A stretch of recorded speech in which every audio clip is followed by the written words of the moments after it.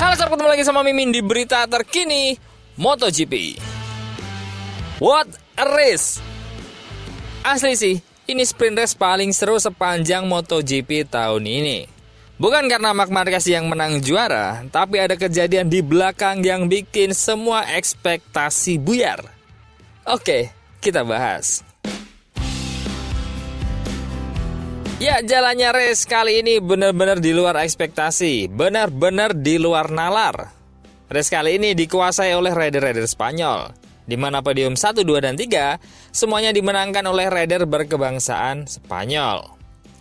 Sebuah hal yang sudah ditunggu-tunggu pastinya buat Marc Marquez dan para pendukungnya, sebuah kemenangan yang akhirnya bisa diraih, yaitu podium pertama dan hasil terbaik sejauh ini dengan motor Ducatinya. Akhirnya, Marc Marquez pecah telur di balapan Aragon ini. Sebetulnya, hal ini sudah diprediksi sedari hari-hari sebelumnya, karena Marc Marquez memiliki hasil kemenangan terbanyak di Aragon daripada rider-rider lain yang sekarang berkompetisi. Dan banyak media juga yang mengatakan ini adalah momen yang harus diambil oleh Marc Marquez untuk meraih kemenangan. Dan berhasillah, hari ini Marc Marquez ngacir sekebon-kebon dari urutan nomor 2, Jorge Martin. Banyak faktor tentunya yang mendukung Marc Marquez bisa meraih podium kali ini. Pertama, ini adalah sirkuit kiri, yang dimana Marc Marquez sangat baik dengan tikungan-tikungan kiri. Kedua, Marc Marquez sudah sering menang di sini. Pastinya pengalaman berkata lain daripada pembalap-pembalap yang lain. Dan yang ketiga, sesuai janji Gigi Dalikna bahwa dia akan mengupdate motor GP23 agar sebisa mungkin sama dengan grade-nya GP24. So, congratulations dulu buat Marc Marquez kali ini. Tapi sob, jalannya race kali ini memang sangat beda banget, bikin deg-degan sepanjang berlangsungnya balapan. Karena sirkuit ini adalah sirkuit yang tak dipakai di tahun sebelumnya.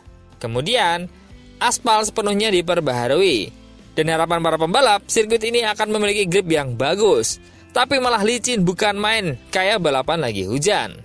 Dan inilah salah satu faktor yang akhirnya membuat Pecco Bagnaia kewalahan dan dia mendapatkan hasil yang buruk dalam sprint race kali ini. Nah, sebenarnya di balapan ini bintangnya adalah Marc Marquez yang akhirnya bisa juara dan juga pole position. Udah lama banget Marquez tuh nggak bisa dapetin itu karena di Honda. Akhirnya hari ini bisa mendapatkannya lagi setelah 1000 hari tak mendapatkan kemenangan. Tapi karena ini sprint race masih tetap nggak dihitung ya.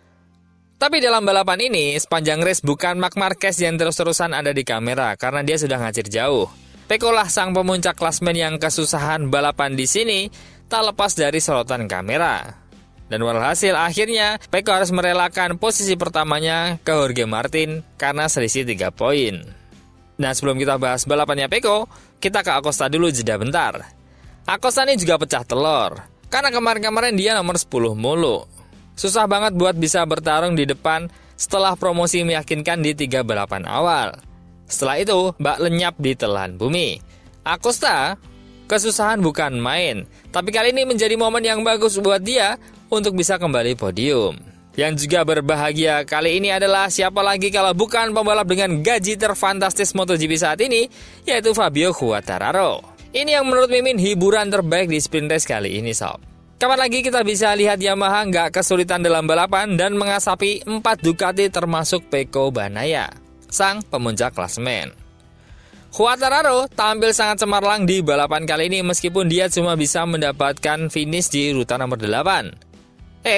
Tapi untuk sekelas Yamaha yang sedang bapuk ini, dia start dari urutan ke-17 dan bisa merangsek ke posisi 9 setelah start. Duel sengit dengan Pecco Bagnaia hingga mengalahkannya di last lap dan akhirnya finish di nomor 8. Bukan hasil yang membanggakan secara angka, tapi ini hasil yang fantastis melihat perjuangannya dan aksinya yang brilian.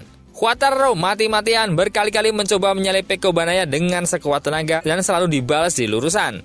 Tapi ketika masuk tikungan, apa yang dirindukan teman-teman selama ini zaman Yamahanya Rossi yang mantap ketika nyalip di tikungan, itulah yang diperlihatkan Fabio Quartararo hari ini. Karena kamera terus ada di Fabio Quartararo dan juga Pecco Bagnaia. Kesulitan Bagnaia dengan motor dan bannya ditambah perjuangan Pecco untuk bisa mendapatkan hasil yang lebih baik sangat seru di balapan kali ini, sob. Congrats buat Yamaha dan juga Fabio Quartararo. Balapan terbaik tahun ini sepertinya buat Yamaha. Bisa duel dengan Ducati dan juga mengalahkan Ducati nomor 1. Nah, sekarang kita ke Pecco nih. Sayang banget Pecco tidak bisa mendapatkan hasil yang baik. Jagoan utama Ducati ini tampaknya kesulitan banget di balapan kali ini. Dia kelihatan banget gak pede dengan kondisi bannya. Bahkan saat melakukan pengereman, dia seringkali melebar. Pasti ada yang bermasalah dengan bannya. Hal ini diawali dengan spin saat start yang bikin dia kacau startnya. Hal ini juga sebenarnya sudah disampaikan sebelumnya sama Pecco pas latihan kemarin. Kalau aspal ini aneh banget, dia nggak bisa mendapatkan hasil yang baik. Tapi tetap akhirnya bisa dapat urutan ketiga saat kualifikasi. Nah, giliran race selesai. Pecco nggak bisa berbuat banyak dengan motornya. Ini sirkuit kelihatannya licin banget sob. Kelihatan saat practice start udah banyak rider yang spin. Morbidelli bahkan sampai parah banget. Menandakan ini sirkuit yang nggak baik-baik saja di aspalnya. Tapi untuk Yamaha, dengan Ducati yang low speed gitu, makanan empuk tentunya. Nah, terlihat setelah balapan, Pecco dengan sangat marah menyampaikan masalahnya ke Michelin. Dia seperti menunjuk dengan isyarat 2. Apakah 2 kali dia mau terjatuh? Apa cuma 2 lap dia bisa bertahan dengan ban itu? Atau 2 kali dia dapat ban yang nggak well kondisinya? Intinya, sepertinya masalah terjadi pada ban Pecco Bagnaia. Nah, kalau kemarin-kemarin di tim satelit, pasti ini udah dibilang sabotase karena tim pabrikan nggak mau kalah. Tapi kalau tim pabrikan gini, nah siapa yang sabotase sekarang? Semoga besok Pecco, Marc Marquez, Quartararo, Acosta bisa fight lagi biar makin seru. Dan masalah ban segera teratasi. Sekian laporan dari Spin Race kali ini. Mimin undur diri dan Assalamualaikum.